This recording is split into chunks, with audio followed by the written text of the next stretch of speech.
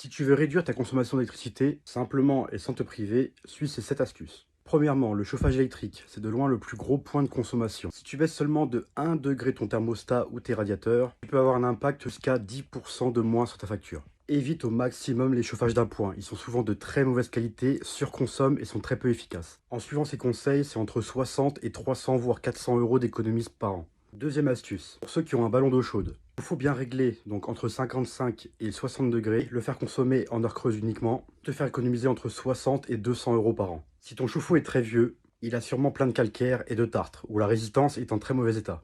Et un chauffe-eau qui chauffe du calcaire et du tartre, c'est très mauvais, ça fait surconsommer, vous n'imaginez même pas. Donc faites changer les résistances, détartrer ou changer carrément le chauffe-eau. Troisième astuce, évite au maximum le sèche-linge. Un seul cycle de sèche-linge peut te coûter facilement 1 euro. Donc quand tu peux t'en passer, surtout en été, tu peux gagner facilement entre 50 et 200 voire 300 balles par an.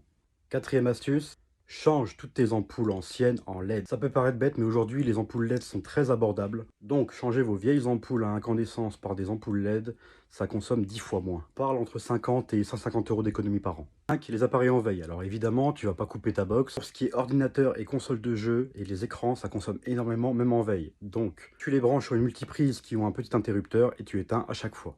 Tu peux avoir un gain de 20 à 40, 50 euros par an. Pour ce qui est du lave-linge et du lave-vaisselle, utilise au maximum les modes éco. C'est pas du marketing, ça te fait vraiment économiser de l'argent. Fais les tourner au maximum en heure creuse si tu les as. Et lave les vêtements quand tu le peux à 30 degrés. Grâce à ça, tu peux économiser entre 50 et 150 euros par an. Septième et dernière astuce, concernant les frigos et les congèles. Des appareils qui tournent 24 heures sur 24. Donc, règle-les bien. Le frigo est entre 4 et 5 degrés positifs et moins 18 pour le congélateur. Pas besoin de mettre 22 ou 24 degrés. Et surtout dégivre quand tu peux. Ça fait consommer énormément. En plus de dégrader prématurément ton frigo ou ton congélateur. On parle d'un gain entre 20 et 80 euros par an. Toutes ces petites astuces peuvent paraître un peu bêtes, mais appliquez-les, ça vous fait gagner énormément d'argent à l'année. Je vous souhaite un très joyeux Noël à ceux qui le faitent. Si tu veux en apprendre un peu plus chaque jour sur l'électricité, abonne-toi.